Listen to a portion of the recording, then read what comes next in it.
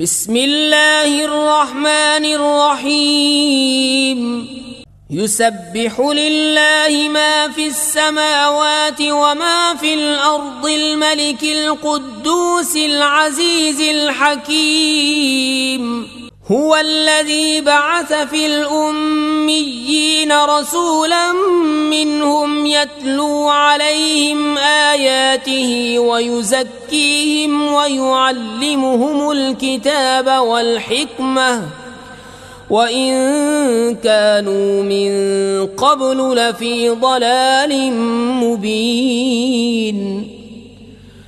وآخرين منهم لما يلحقوا بهم وهو العزيز الحكيم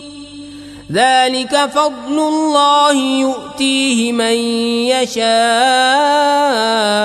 والله ذو الفضل العظيم مثل الذين حملوا التوراة ثم لم يحملوها كمثل الحمار يحمل أسفارا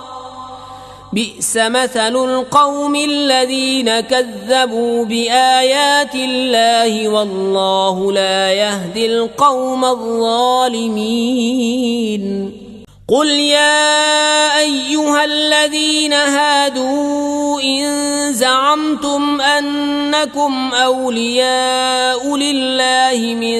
دون الناس فتمنوا الموت إن كنتم صادقين ولا يتمنونه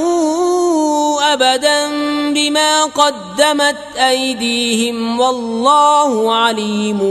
بالظالمين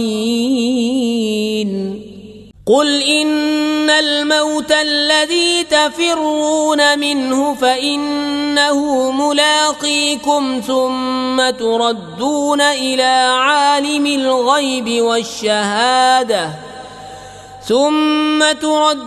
إلى عالم الغيب والشهادة فينبئكم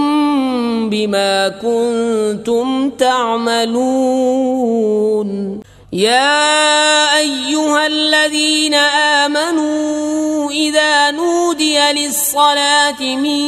يوم الجمعة فاسعوا إلى ذكر الله وذروا البيع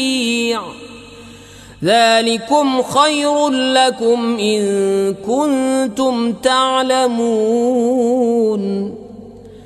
فإذا قضيت الصلاة فانتشروا في الأرض وابتغوا من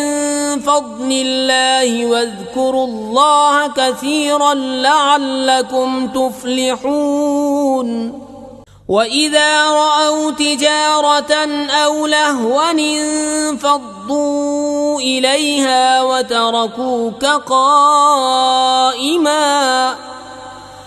قل ما عند الله خير من اللهو ومن التجارة والله خير الرازقين